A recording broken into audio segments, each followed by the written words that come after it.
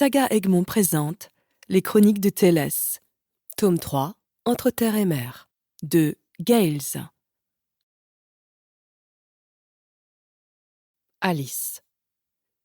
Croyez-vous que j'ai complètement perdu la tête ? Son père. Je le crains fort, tu es déboussolée, tu es illuminée, tu es devenue folle. Mais je vais te dire un secret. La plupart des gens bien le sont. Alice au pays des merveilles, citation du film de Tim Burton. Précédemment dans le tome 2. Tali est parvenue à terminer toutes les épreuves. Son tatouage a disparu. Elle devient Maëlle. Après un bref passage chez les Graïdes, le peuple pacifique se fait attaquer. Le majestueux chêne Crâne Béthade offre sa vie pour sauver tous les siens. La Maëlle retourne chez les Mary Morgan, où elle est notamment accueillie par sa tante qui lui avoue à demi-mot que son absence d'elle est un problème. Tali réalise peu à peu que malgré toutes les épreuves qu'elle a passées, elle reste indigne aux yeux des Aériens. Seuls les Mary Morgan et les Earl Little sont enthousiastes à cette idée. En signe de remerciement, les tempestaires la couvrent de cadeaux et de souvenirs. Mais les pierres précieuses ne sont rien en comparaison de la casquette de Carfax, le jeune Earl Little qui n'a pas survécu à l'empoisonnement du puits. La jeune fille puise alors dans ses dernières forces pour négocier le sort des Graïdes avec l'oracle d'Agda. Cet échange est bien loin de lui être profitable. Au contraire, Tali apprend qu'elle est responsable de l'empoisonnement des Earl Little et de l'attaque des Graïdes. Elle retourne à sa chambre, anéantie. Angus, l'hybride, la retrouve en pleine crise de nerfs. Il l'aide à se débarrasser de sa robe pourvue d'elle. Le jeune homme, amoureux, refuse de la laisser porter cela sur ses épaules et fait réunir un conseil sans la prévenir. L'hybride obtient que Tali reprenne son rôle de Maëlle à l'âge de 100 ans. La jeune fille est d'abord soulagée par cette nouvelle, mais Angus profite d'un baiser pour la repousser au-delà du portail d'Aleia et lui arracher son collier. Tali se retrouve seule sur Terre, sans possibilité de retourner de l'autre côté. L'hybride l'a abandonnée sans lui dire adieu. Glossaire. Le peuple d'Aleia. 1. Le peuple des Lumières. Les fées et fétaux. Ils vivent au royaume des Aériens à Aleia. De taille humaine, ils possèdent de grandes ailes qui les dépassent. Les Aériens ont des pouvoirs magiques, plus ou moins puissants. Certains ont notamment la possibilité de communiquer avec les animaux, ou bien encore la main verte. Plus rarement, des pouvoirs de télékinésie. Ils ont cependant tous la possibilité de jeter des sorts. Mais leur plus grand trésor reste leur capacité à trouver l'âme sœur. Les Aériens sont conduits par le Maël, cependant ils ne lui obéissent pas aveuglément. C'est un peuple libre qui choisit de suivre l'élu des dieux. Le premier Maël avait été désigné après avoir sauvé 53 Aériens pendant la guerre des éléments. C'est maintenant Briac qui occupe le titre après avoir lui aussi prouvé qu'il en était digne. Les Golos. Peuple qui a inspiré les légendes terriennes sur les fées de petite taille. Les Golos, très étourdis, n'ont pas toujours le réflexe de se dissimuler aux humains. Inoffensifs et bons vivants, ils trinqueront facilement avec toutes les personnes qui croiseront leur chemin.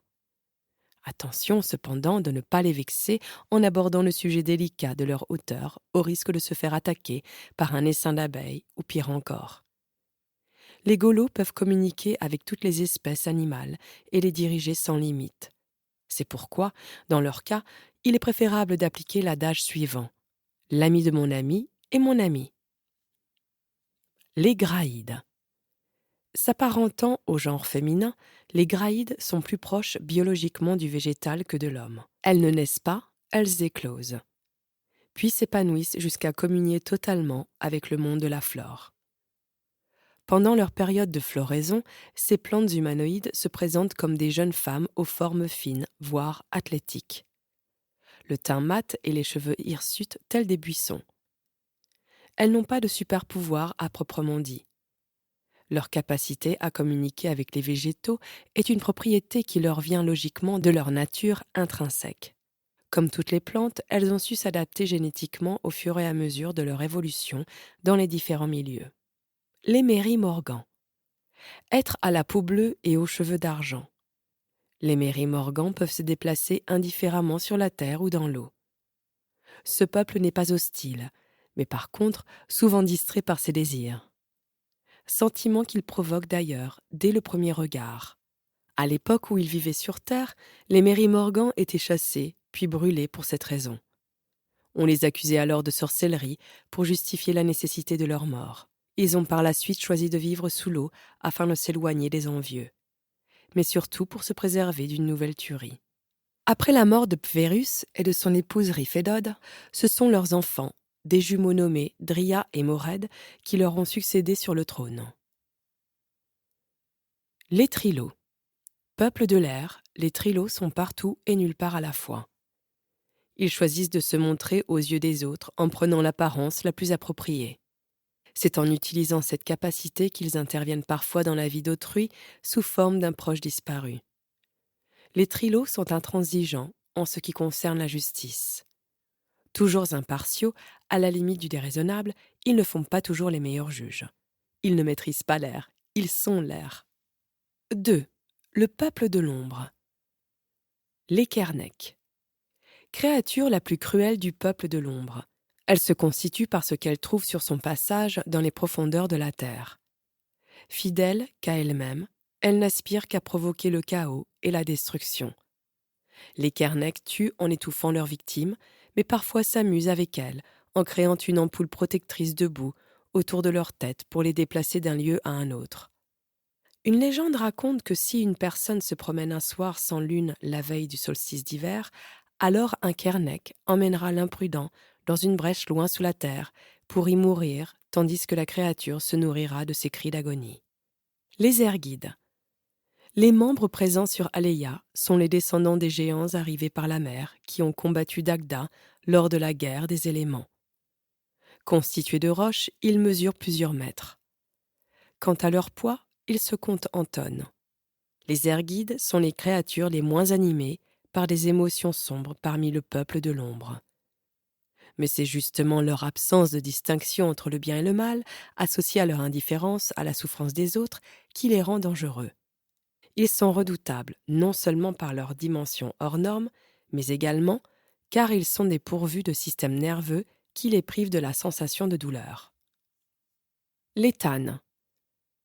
Créés par cet Enta, ils sont entièrement constitués d'une flamme éternelle, façonnée dans la source même de la puissante rage du gardien. Ils sont apparus lors de la guerre des éléments.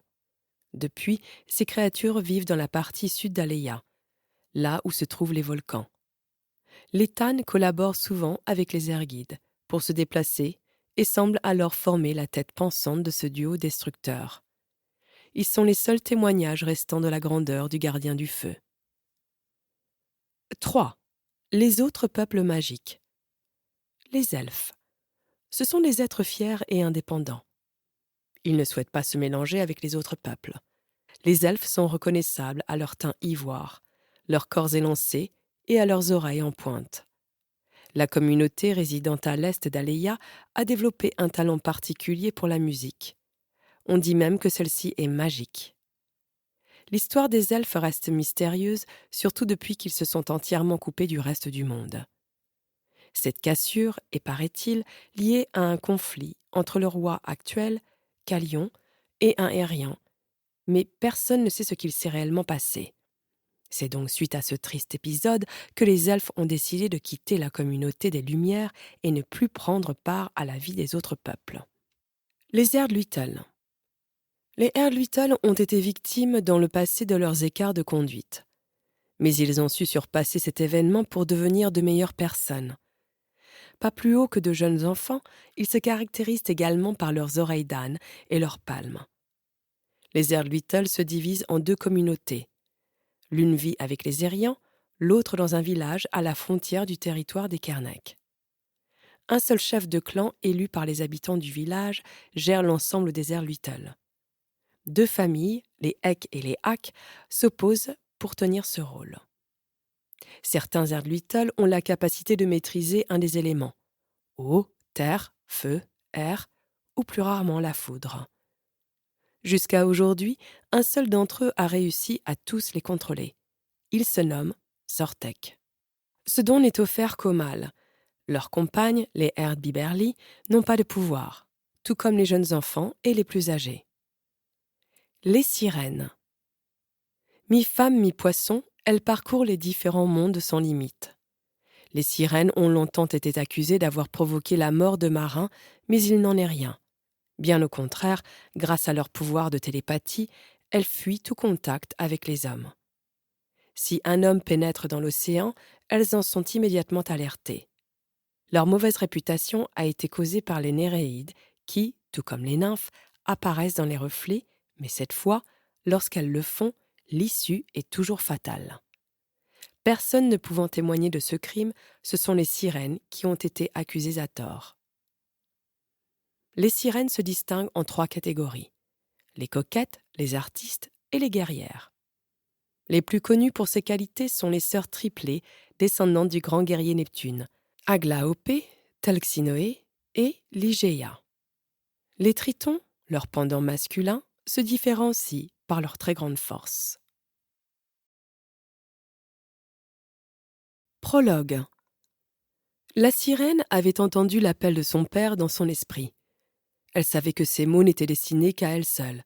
« Rejoins-moi !» Sans plus d'explication. Ce n'était pas la première fois que son père la conviait à l'écart de ses sœurs si différentes d'elle, de par leur goût et leurs pensées. Mais ce fait n'avait jamais été un secret. Était-ce pour ne pas attirer l'attention de ses pairs ? Songea-t-elle avant d'écarter très vite ses paroles à son tour. Il était si difficile de cacher quoi que ce soit à son peuple télépathe. Rien n'était jamais dissimulé. Rien, avant aujourd'hui. Dès le message reçu, un courant chaud l'avait enveloppée.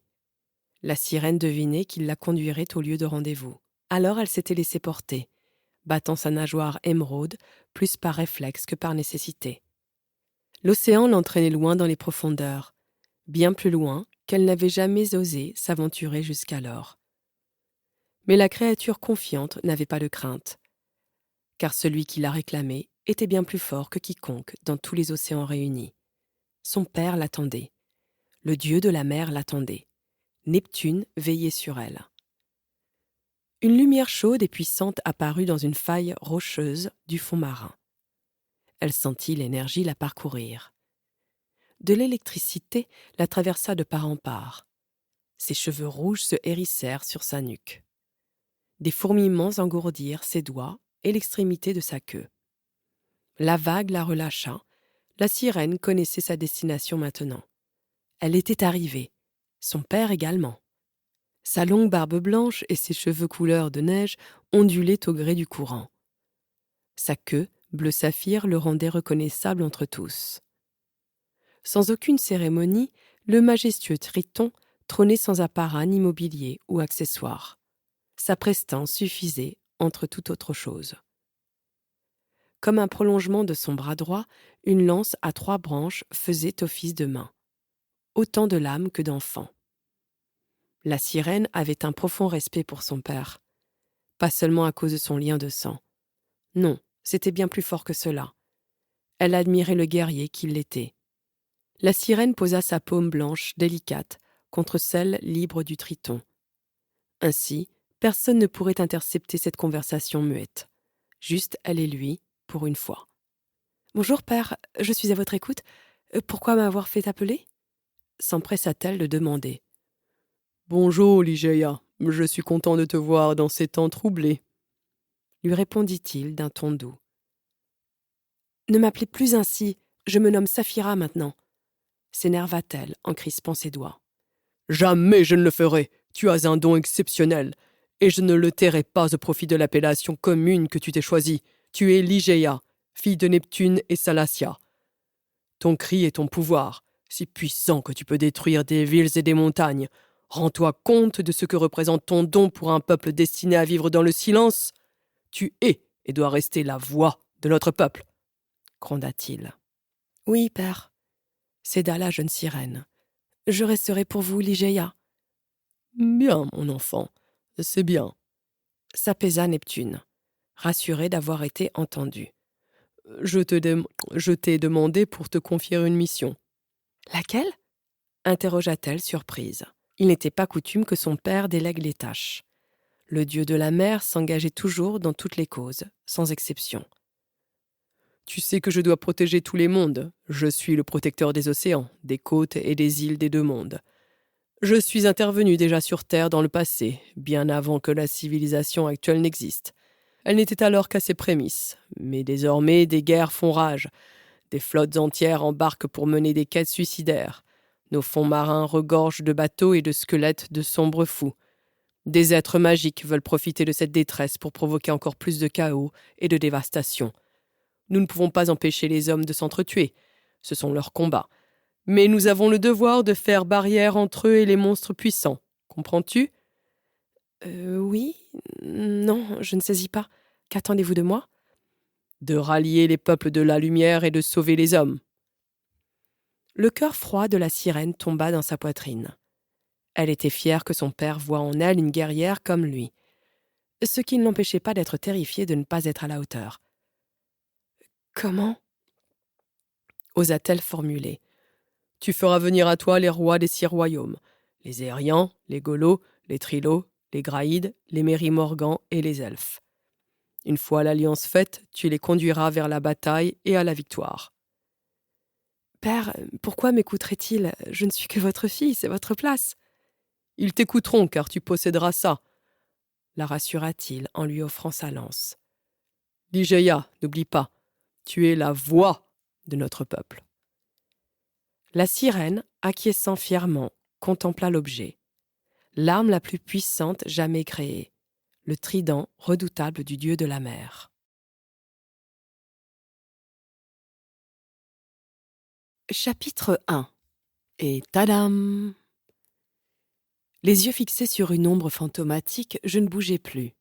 À quoi bon ? Alors que j'avais affronté mes peurs, risqué ma vie, sauvé des innocents, combattu plus fort que moi, cela n'avait pas suffi à montrer ma valeur. Je restais la faible bâtarde de la généreuse Laéradène. Malgré mes efforts, un monde entier m'avait rejeté. Mon ange noir m'avait rejeté. J'avais survécu à l'enfer, pourtant il y avait pire à combattre, la réalité. Non, je ne bougeais plus. Aléa m'avait tout pris. L'innocence de ma sœur, mes espoirs, la vie de ma mère, mon amour. En guise de retour pour service rendu, il m'avait seulement offert un trou béant dans la poitrine, sans limite. Un néant dans lequel je me noyais, un vide dans lequel je ne pouvais respirer. Le médaillon de ma mère était ma seule boussole pour aller de l'avant depuis qu'elle nous avait outrageusement laissés. Mon dernier rempart pour ne pas sombrer dans la douleur du manque. Mais même ça, il me l'avait volé. J'aurais aimé haïr ma mère de nous avoir envoyés là-bas. Cependant, la force me manquait. Je me contentais de rester allongé sur mon lit, le regard posé sur les formes que créait la lumière qui s'invitait à mes dépens à travers les panneaux du volet en bois. Je refusais de les ouvrir, car là où il y avait la lumière, il y avait le noir. Mon univers teinté de gris me convenait ainsi. Manger et boire étaient devenus des actes secondaires. Je souhaitais qu'on me laisse en paix, mais Alice ne l'envisageait pas de cette façon. Elle s'obstinait à venir régulièrement s'asseoir à côté de moi. Ma sœur parlait moins qu'au début, se contentant de donner des ordres infructueux. Mange, bois, vis. Elle se décourageait peut-être au fur et à mesure des visites. Je l'espérais en tout cas. C'était contrariant qu'une personne vous oblige à rester parmi ceux dont le cœur bat. Combien de temps déjà depuis mon retour à la maison ? Je n'en avais aucune idée. Les journées étaient bien trop longues, les nuits bien trop hachées. La mort était là, à rôder autour de moi. Elle se montrait dans mes rêves, prenant tantôt la forme de dizaines d'Erdluittel, tantôt de Graïdes. J'entendais leurs gémissements, leurs pleurs et leurs suppliques. Je voyais Carfac, ce jeune Erdluittel portant son chapeau brodé d'une marguerite, son sourire triste. Il me demandait sans cesse « Pourquoi ?» J'essayais de répondre, mais mes lèvres étaient cousues entre elles. À force de lutter pour m'excuser, la chair s'arrachait et seuls mes hurlements restaient dans la nuit. Je me réveillais, Alice à mon chevet, épongeant mon front à l'aide d'un linge humide. Oh oui, la réalité était pire que l'enfer ou mes cauchemars. Car dès que j'ouvrais les paupières, je ne pouvais pas nier que tout cela était vrai. Je me contentais donc de rester immobile le plus longtemps possible pour ne pas empirer les choses.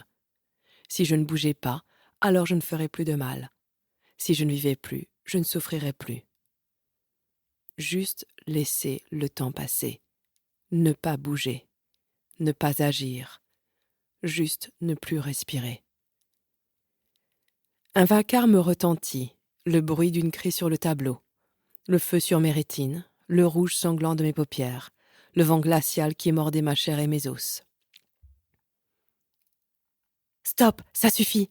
Soit tu te bouges, soit je te fais interner. Pas dans une semaine, pas demain, ni dans une heure. Maintenant !» ordonna Alice. Ma sœur venait d'entrer comme une furie dans ma chambre, d'ouvrir les volets et de retirer violemment ma couette. « Tu ne comprends pas !» me recroquevillai-je pour me protéger.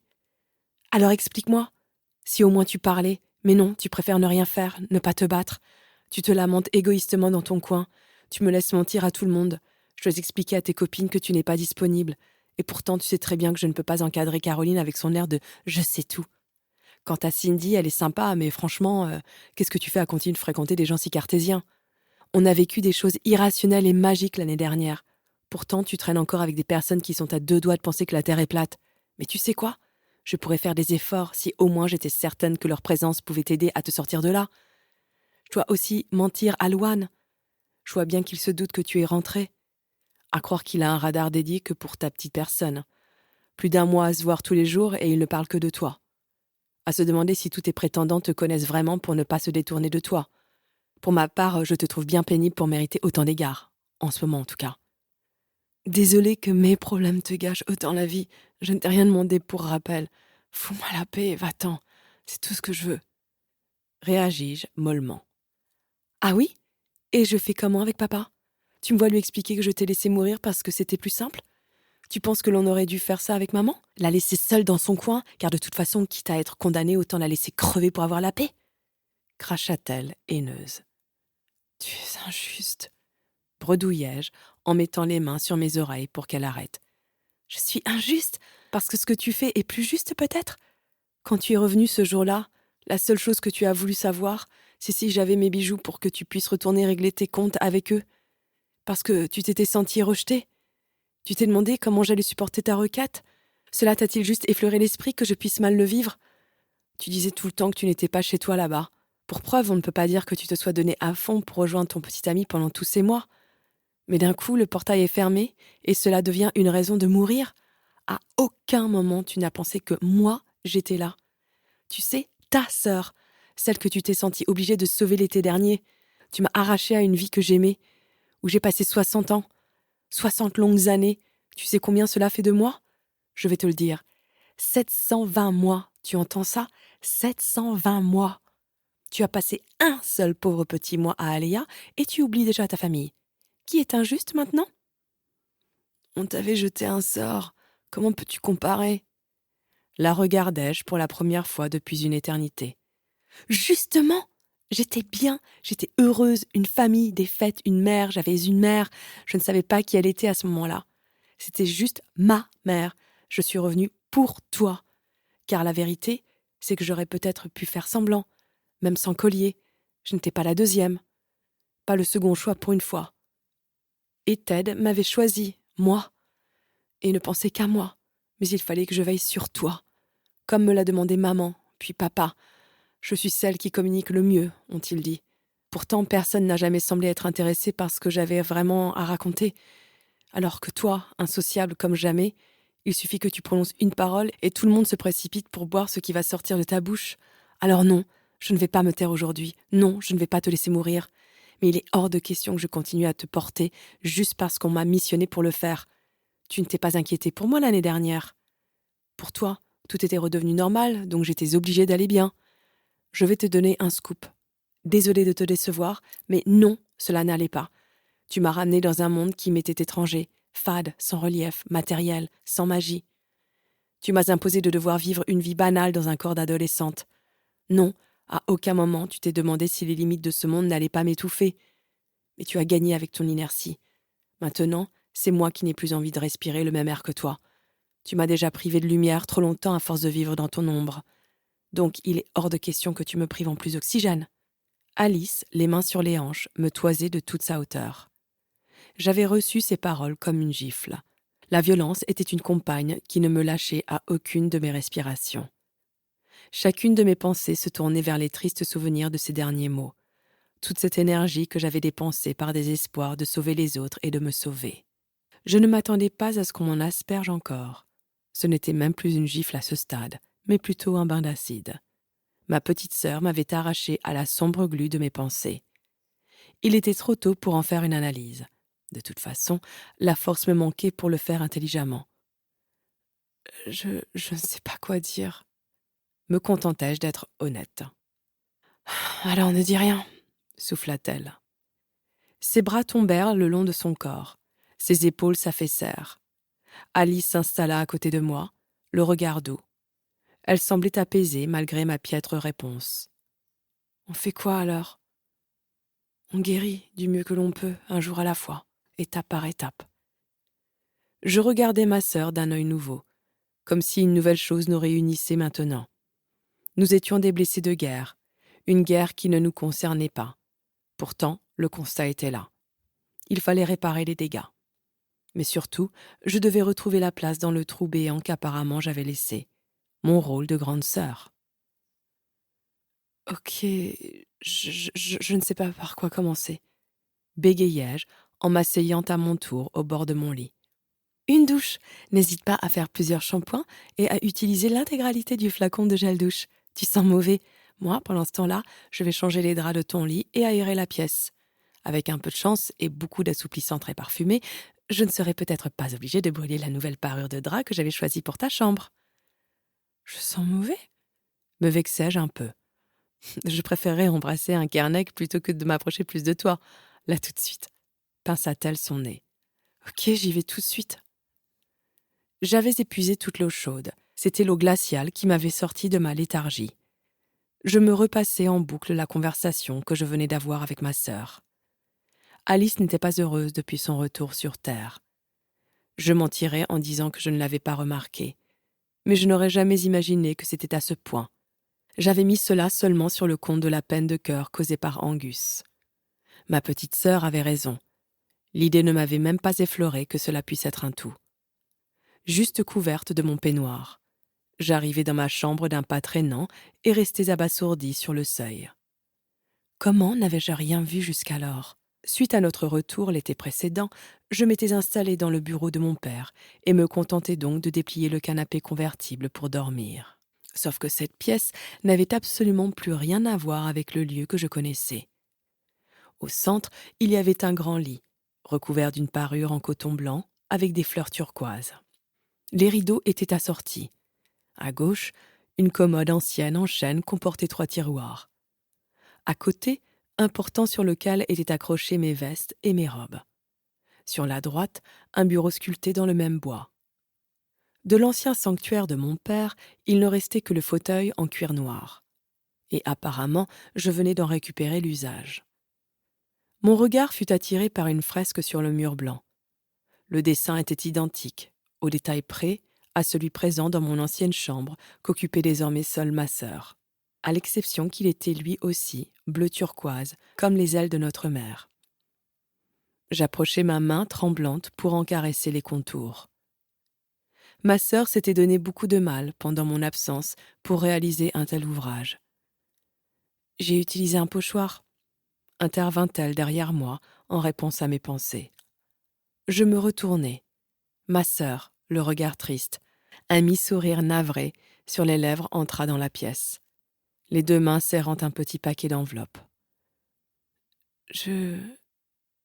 Assieds-toi, Thalie, s'il te plaît, dit-elle en s'installant de nouveau sur mon lit. J'obéissais sans réticence, appréhendant déjà ce qu'elle allait m'annoncer. Tout d'abord, au risque de te choquer, il faut que tu saches la date d'aujourd'hui. Je hochai la tête pour la motiver à continuer, mais ne pus réprimer une forte expiration pour me préparer à accuser le coup. Tu es revenu le 23 juillet. Est-ce que tu le savais ? Tenta-t-elle de contourner le sujet. Non, honnêtement non, mais je pense que j'aurais pu le calculer. Certainement même à un jour ou 2. Ce sont les résultats de mon bac que tu as dans les mains. demandai-je en faisant un signe de tête. Oui, entre autres. Félicitations, tu l'as eu en prime avec une mention très bien, tenta-t-elle de sourire. Papa était vraiment ravi. Il t'a envoyé un mail pour te féliciter, poursuivit-elle en me montrant le deuxième papier. Il a du mal à avoir du réseau là où il est en ce moment. Je dois avouer que cela m'a plutôt arrangé pour une fois. Il est où en ce moment d'ailleurs ? Interrogeai-je, un peu curieuse malgré tout. Étrangement, alors que j'avais passé des mois à le haïr de nous avoir délaissés autant depuis le décès de notre mère, pour la première fois, je trouvais ça finalement pas plus mal. Mon père avait déjà bien des difficultés à surmonter son deuil. Était-il vraiment nécessaire qu'il affronte en plus nos problèmes ? Surtout qu'ils étaient tous liés à Aléa et que nous ne savions toujours pas s'il en connaissait l'existence. D'ailleurs, il fallait que j'annonce à Alice que la cause du décès de notre mère n'était pas liée à l'atmosphère terrestre. Mais pas maintenant. Non, pas maintenant. En Amazonie, pour ne pas changer, poursuivit-elle, n'ayant pas l'air d'avoir conscience de mon débat intérieur. Ses mains se crispèrent sur les 2 derniers courriers. « Qu'est-ce qui se passe ? De qui viennent-ils » demandai-je en tentant de dissimuler le stress qu'elle me communiquait. La première, c'est une convocation de l'université de médecine afin de finaliser ton inscription pour la rentrée. Oh, ouais, carrément. Il faut que je me bouge, que je reprenne ma vie en main.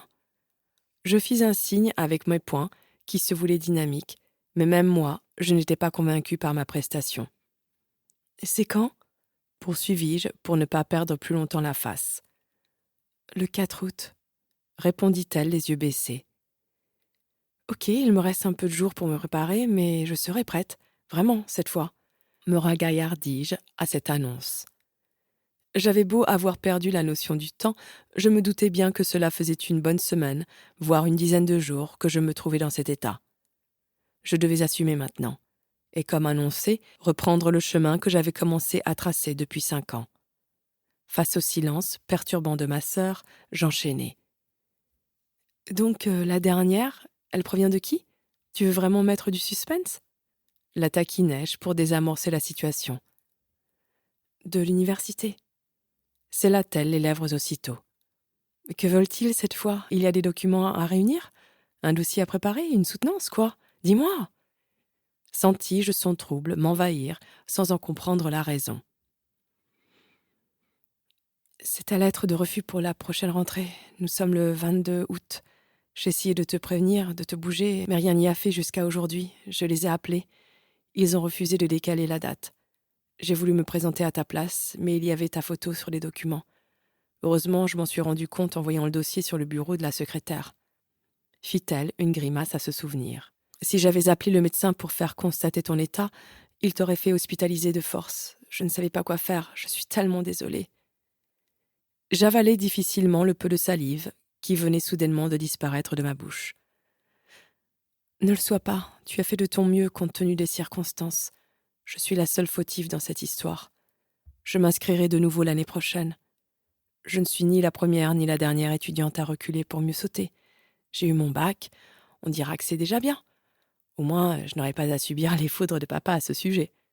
La rentrée est dans moins de 2 semaines, donc cela va être difficile de trouver un plan B. Je peux peut-être m'inscrire en auditeur libre ou trouver un cursus pour le second semestre. Je vais trouver une solution. Ça va aller. Tentai-je de la rassurer, sans grande conviction. Nous allons chercher une solution, se redressa-t-elle vivement. Je repars à l'internat à la fin de la semaine prochaine. Nous avons encore un peu de temps. Je vais allumer l'ordinateur dans le salon. Habille-toi, puis rejoins-moi. Je vais commencer en t'attendant. On va y arriver, s'enthousiasma-t-elle pour nous deux. Elle quitta la chambre avec sa démarche habituelle, digne d'une mannequin, tout en redisposant ses cheveux vers l'arrière. Faute de mieux, je m'accrochai à cette image pour me motiver à mon tour. Si je ne le faisais pas pour moi, je le devais au moins à ma sœur. Assise sur le rebord de ma fenêtre, les pieds posés sur mon lit, j'attendais que le soleil rougeoyant se couche. La lune blanche patientait déjà pour prendre sa place dans le ciel bleu. Était-ce normal de trouver ces couleurs étranges ? Je cherchais malgré moi les lunes d'Aléa. Rose était finalement une jolie teinte pour un ciel. Souris-je à cette idée. Un ciel rose paré d'un collier de perles violettes.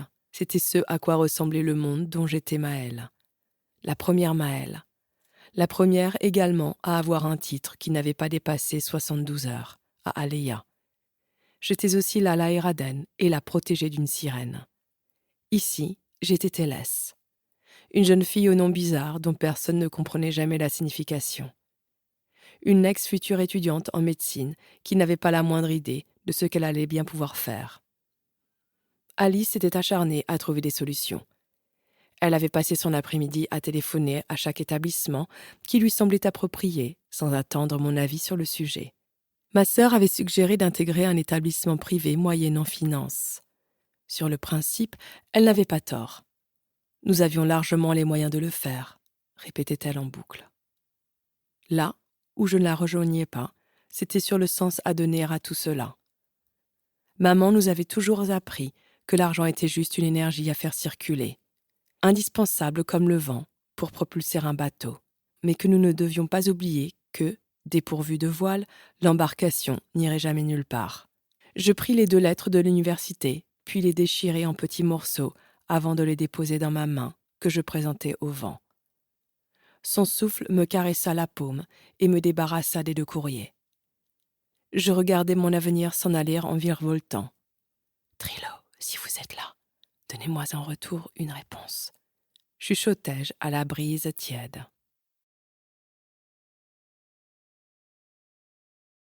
Chapitre 2. Cachotterie. Dès les premières lueurs du jour, je sautai de mon lit. J'avais bien trop dormi ces dernières semaines. Je devais me reprendre en main et arrêter de me prélasser sous la couette. Je fis de mon mieux pour descendre discrètement les marches de l'escalier en bois. Je ne connaissais que trop la mauvaise humeur de ma sœur lorsqu'elle était réveillée avant l'heure. Sans réel objectif, je souhaitais avant toute chose me préparer un terre à la menthe. Me posant devant la grande baie vitrée du salon et profiter des lumières matinales. N'ayant aucune envie d'entacher ma fébrile nouvelle motivation, j'avais préféré ne pas affronter la rosée et le froid ce matin. À moins que ce ne soit la crainte d'affronter plutôt un autre problème blond d'1,80 m. S'il ne s'était pas encore développé depuis notre dernière entrevue. Au dire d'Alice, il n'attendait pourtant que l'occasion de me voir. Mais pour quelle raison ? Je n'avais rien fait pour cela. Bon, certes, nos lèvres étaient entrées en contact l'été dernier, mais en dehors de ce menu détail, il n'y avait rien eu d'autre. Ou presque. Il m'avait quand même offert un téléphone portable à Noël. Mais moi, je n'avais rien fait.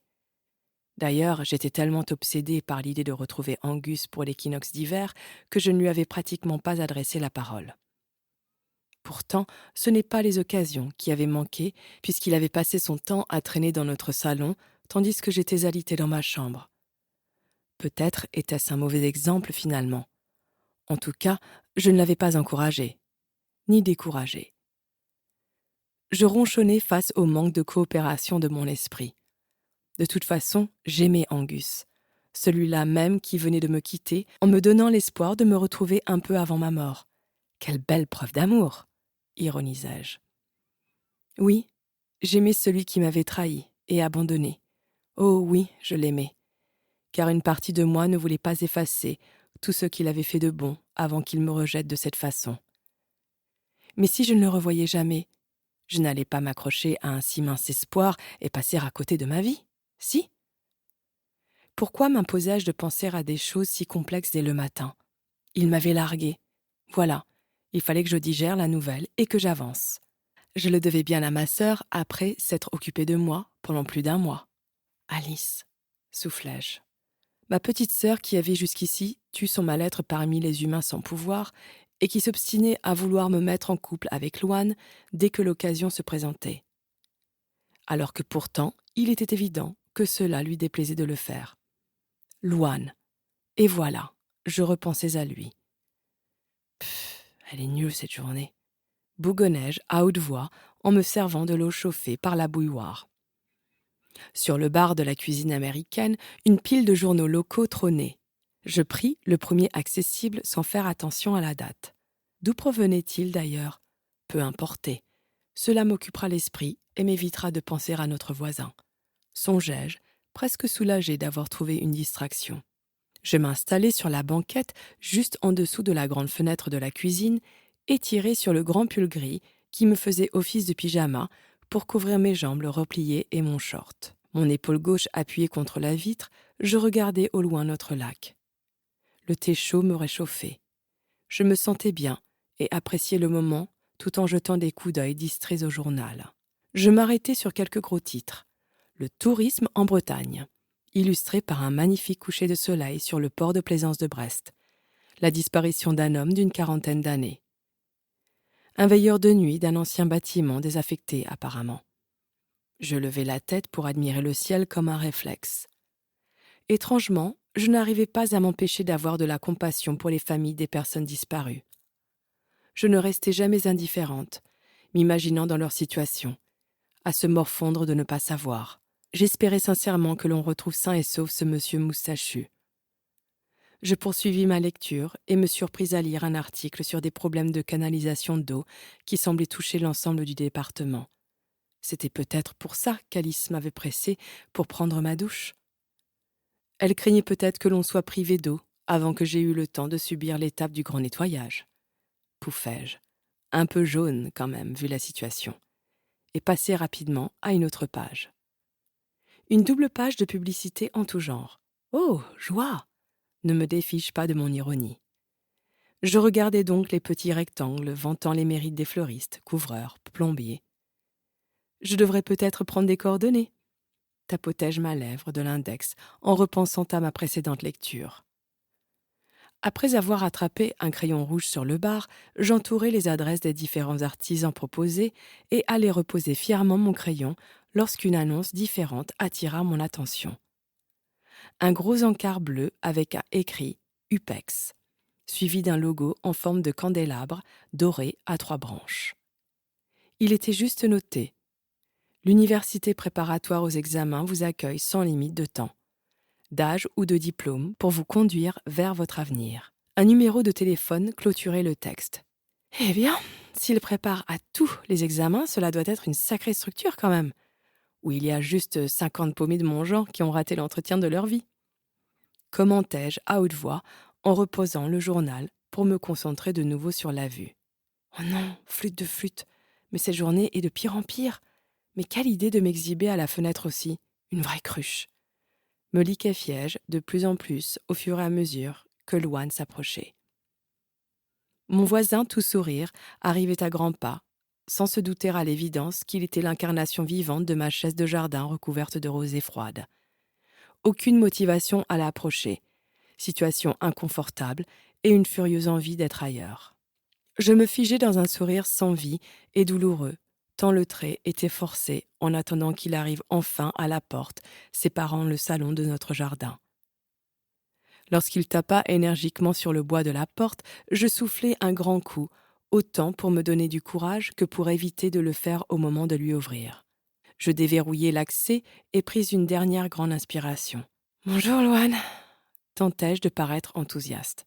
« Que nous vaut une visite si matinale ?»« Hello, la fugueuse. Je viens déposer le journal comme chaque... Hello, la fugueuse. Je viens déposer le journal comme chaque matin. Mon père l'a lu, donc il est à vous. » me tendit-il un tas de feuilles pliées en 4. « Oh, cela vient de toi alors ?»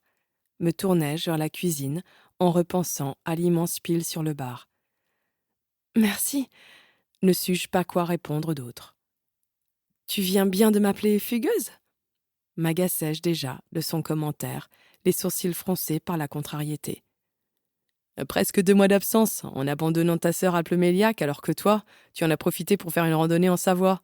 Oui, je te confirme, tu es une fugueuse égoïste. » me charria-t-il en ne perdant pas son sourire, qui traversait de part et d'autre son visage tant il s'amusait. « D'ailleurs, tu as été jusqu'en Italie pour partir aussi longtemps ?» demanda-t-il plus sérieusement. Ses yeux enfantins me laissaient supposer que notre voisin soupçonnait un mensonge. Sa question, à demi déguisée, ne me laissait pas de marbre. Non, nous avons campé un long moment. Ce n'était pas qu'une excursion. Nous avons notamment aidé des villages isolés et agi au mieux pour les soulager de certains problèmes. Transformai-je la réalité pour ne pas trop m'embrouiller dans mes explications. « Ah ouais, cela avait l'air génial en fait. Tu m'en dis plus ?» J'avais à l'évidence piqué sa curiosité. Mais pourquoi ne lui avais-je tout simplement pas dit que c'était un camp de vacances de luxe? Ou n'importe quelle autre excuse bidon? Je fixai le titre du journal qu'il m'avait donné sans le lire en espérant qu'il change de sujet. Mais Louane me passa devant pour s'installer dans notre canapé. Du coup, tu me racontes? Insista-t-il en s'asseyant confortablement. Les jambes écartées, son bras droit sur l'assise sur laquelle, visiblement, il attendait que je le rejoigne. Tu sais, il n'y a pas grand-chose à raconter. En plus, tu dois avoir des trucs prévus pour te lever si tôt. M'enlisai-je dans mon manque de créativité. Faux, je ne me suis pas encore couché. Nuance, me fit-il un clin d'œil. Pas encore couché? Quel jour sommes-nous? Dis-je dans un monologue complètement perdu. Le 23 août, ok, mais quel jour? Bah dis donc, tu n'as pas qu'un sacré décalage horaire, tu as carrément un décalage journalier. C'est moi qui passe une nuit blanche et c'est toi qui as l'air au bout de ta vie. Je grimaçai à sa remarque qui n'était pas si fausse. Nous sommes dimanche, tête de linotte. Est-on privé que de ta montre ou bien de nourriture aussi? Tu es affreuse à voir, tu as perdu quoi, 6 kilos au moins? Et je t'en prie, ne viens pas me dire que tu as fait un régime à la mode, car tu étais déjà sublime à la base. Quoi? Je suis affreuse, sympa. Tu n'étais pas obligé de venir jusqu'ici pour être aussi aimable dès le matin. Je t'attaque, moi, avec ton look de quarterback américain coqueluche du lycée d'une série pour adolescentes. C'est pas parce que tu es canon qu'il faut te croire dans High School Musical. C'est un truc de dingue quand même, je m'inquiète pour toi, je te demande comment tu vas, allant même jusqu'à t'avouer que je te trouve sublime et la seule chose que tu retiens, c'est une vanne. Tu es la fille la plus pénible que je connaisse. Tu bats tous les records à chaque fois, s'emporta-t-il. Apparemment, il semblerait que cela soit devenu une habitude de me le dire ces derniers temps, grimaçai-je. Attends, c'est pas Zac Efron, l'acteur principal de ce film? Tu trouves que je lui ressemble? Le gars lisse tout bodybuildé? Recula-t-il, mi-choqué, mi-vexé. Je lui fis un signe pour montrer son ventre plat sculpté dissimulé par son t-shirt ample. Après l'avoir vu l'été dernier, je savais très bien ce qui se trouvait sous le tissu noir. Je n'étais d'ailleurs pas mécontente qu'il soit habillé. Je n'aurais jamais pu le charrier sans rougir sans cette barrière pudique. En vrai, plutôt Apple Walker, celui de Fast and Furious. Mais tu n'as pas ce qu'il faut, le taclai-je. Pas assez sexy? Se renfrogna-t-il encore plus. Non, rien à voir. Tu n'as pas de voiture de course comme lui. Elle ne te plaît pas, ma voiture? Demanda-t-il blessé. Elle était à mon grand-père, dit-il les yeux brillants. C'était donc ça qui avait poussé l'été précédent notre voisin à acheter une déesse blanche d'un autre temps.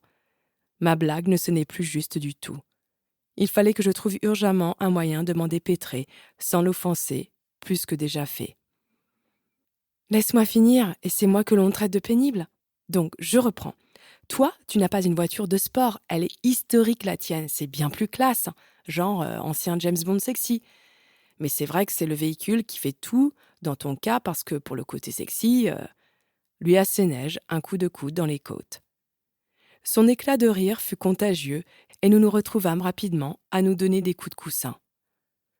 Louane était si fort qu'il prit rapidement le dessus, et je me retrouvai vite allongée, plaquée sur le canapé. Notre voisin attrapa mes 2 poignets d'une seule main pour mieux m'attaquer à coups de masse en mousse. Je me débattais de toutes mes forces et dans l'élan pour me retenir, il me serra un peu trop fort. « Aïe !» lâchai-je involontairement. Louane me libéra instantanément, se décalant pour me laisser bouger à ma guise. « Désolé, m'en veux pas, je ne l'ai pas fait exprès, je te jure, » dit-il piteusement, les joues rouges de honte. « Ne t'inquiète pas, j'en ai vu d'autres. » Me massai-je les poignets l'un après l'autre. « Comment ça, tu en as vu d'autres ?» pâlit-il. « Pas toi, tu ne vas pas t'y mettre à ton tour. Pas comme le médecin de l'hôpital. C'est juste une expression. Personne ne m'a frappé ou malmené. » me défendis-je, en ne me semblant pas honnête avec moi-même. « C'est rien, je t'assure. » Arrête avec ton blabla, s'il te plaît. À la différence de ce médecin, justement, moi je te connais. C'est pour ça que je sais très bien qu'il y a quelque chose d'anormal. Tu as conscience que l'on voit tes côtes? Et c'est quoi cette cicatrice sur ton ventre? M'interrogea-t-il sombrement, droit dans les yeux. Tu as fait quoi pendant 2 mois? Ou plutôt, on t'a fait quoi pendant 2 mois? Ne me quitta-t-il pas du regard, tout en redescendant doucement mon pull, qui s'était relevé pendant la bataille. Je pâlis au rappel du souvenir que m'avait laissé Némède. Cette ligne blanche semblait avoir été gravée sur mon corps des années plus tôt, tant ces événements ne semblaient être qu'un rêve en présence de notre voisin. Il m'était impossible de réaliser avoir pu m'enfoncer un couteau dans l'abdomen dans le seul espoir de sauver ma sœur et mon ange noir.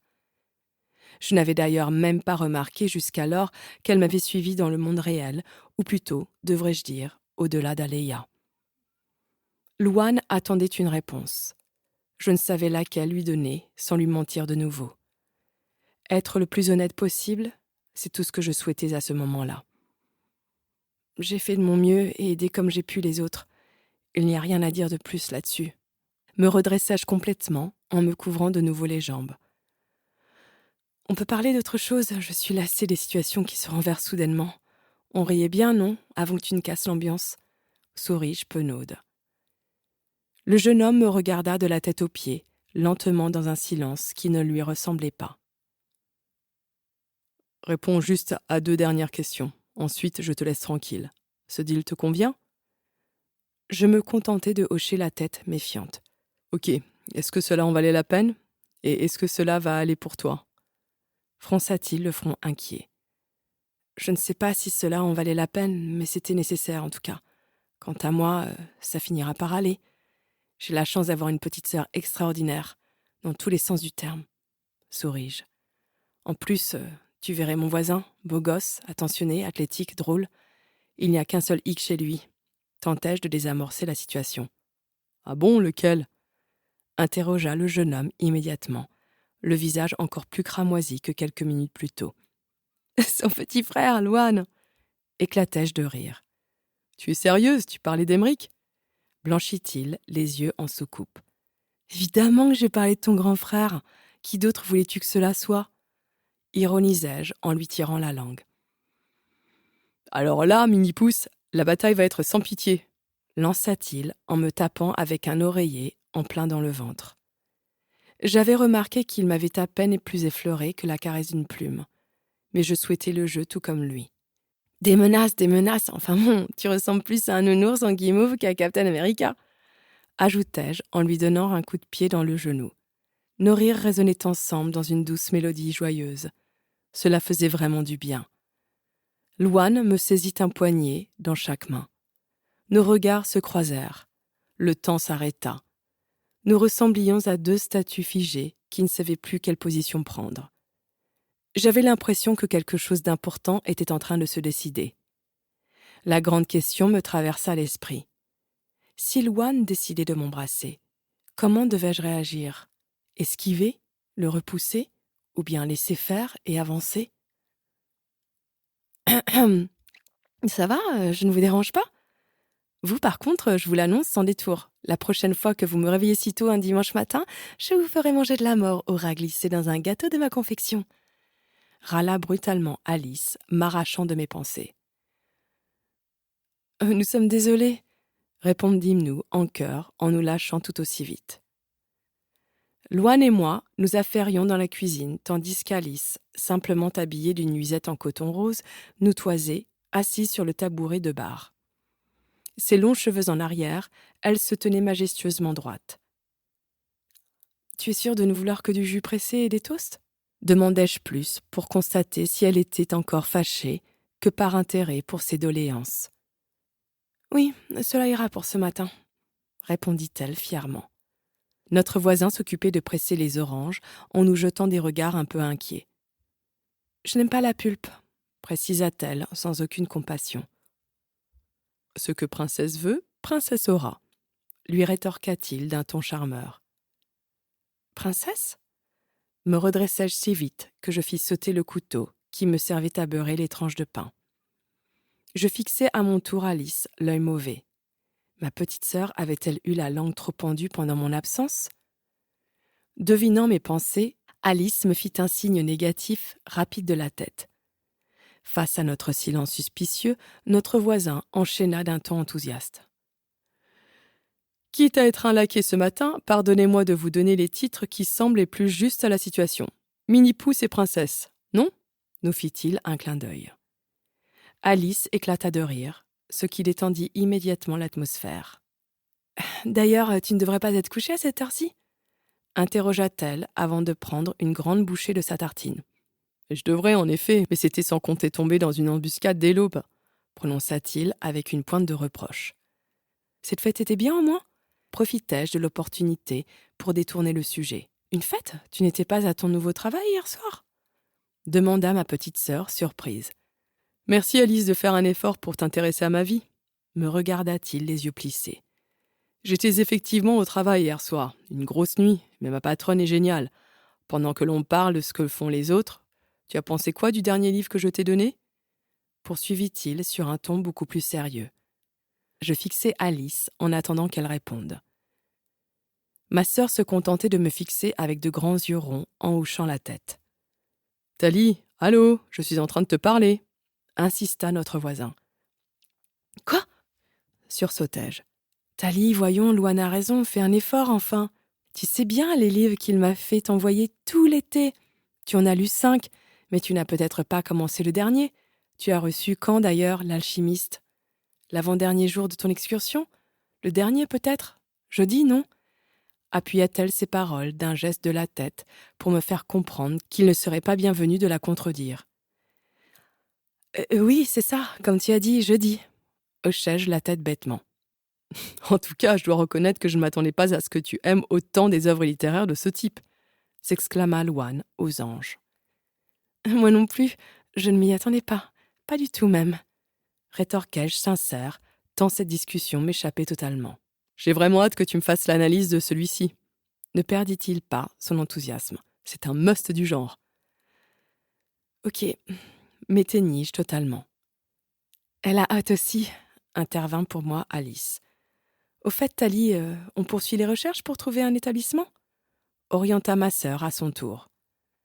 Non, je crois que j'ai trouvé une piste, répondis-je distraitement en les regardant tour à tour. J'essayais vainement de comprendre ce qu'il venait de se passer. Laquelle ? Quand as-tu eu le temps de chercher ? Réagit Alice si surprise que cela me sortit de ma torpeur. Ce matin, dans un des journaux que nous a apporté Louane, il y avait une annonce pour une université spécialisée dans la préparation aux examens. Je ne sais pas si c'est un bon choix. Cette structure m'est totalement inconnue. Tentai-je une explication peu convaincante. « Tu parles de l'UPEX, non ?» intervint-il curieux. « Tu la connais ?» demandai-je surprise. « Oui, je rencontre fréquemment des étudiants de cette université. Ils sont élogieux sur l'enseignement en tout cas, en plus d'être plutôt sympas. J'aurais tendance à penser que tu serais très bien là-bas. Tu n'as qu'à appeler demain, qu'en penses-tu ? En plus, tu étudierais à Brest, donc nous aurions l'occasion de nous voir plus souvent.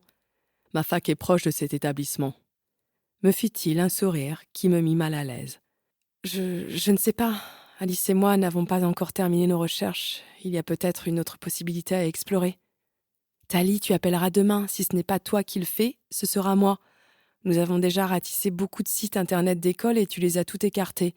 Donc pour une fois qu'un établissement semble susciter un peu d'émotion chez toi, fonce. Réalise la chance que tu as. Une nouvelle école, de nouvelles rencontres, de retour en Bretagne à quelques minutes de la mer. C'est un nouveau départ qui s'offre à toi. Ce n'est pas ce que tu voulais ? Moi, j'en rêve en tout cas. Tu ne sais pas ce que je donnerais pour être à ta place en ce moment même. Me boosta Alice, sans pour autant réussir à cacher l'émotion qui faisait trembler sa voix. Ok, tu as gagné, j'appellerai demain. Abandonnai-je sans négocier. Génial, du coup je peux enfin te dire bon retour parmi nous et bienvenue à Brest, lâcha gaiement notre voisin. Un rictus me barra le visage à l'annonce de cette pénible sentence. Youhou, s'éteignit ma voix.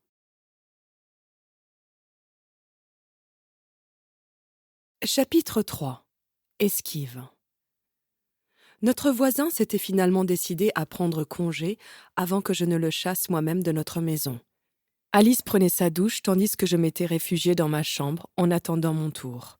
Nous avions beau avoir de salle de bain, nous n'arrivions pas à nous résoudre à utiliser celle de nos parents.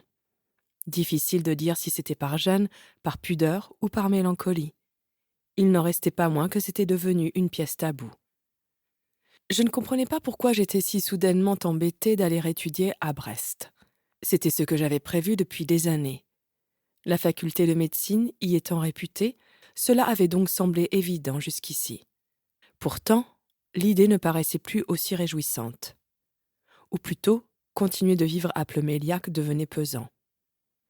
Dormir chaque soir à proximité du dolmen m'apparaissait comme être assoiffé au milieu de l'océan, inutile et cruel. Je n'avais pas envie de me torturer chaque jour en y pensant. Ma sœur avait raison. Je voulais pouvoir aller de l'avant, tout comme elle d'ailleurs. Allongée sur mon lit, la tête en arrière à regarder mon bureau en forme de U, je détaillais les pieds en bois ciselés. La chaise en cuir noir râpée par les longues heures passées par mes parents à étudier, et mon sac à dos noir poussiéreux qui m'avait suivi dans mon périple à Aléa. Me demandant si ma sœur l'avait vidé, je me levai d'un bond pour en vérifier le contenu. Le sac était léger, mais ce n'était guère surprenant. Nous espérons que vous avez apprécié cet aperçu. Pour continuer à écouter ce livre audio sur Google Play Livres, utilisez le lien dans la description de la vidéo.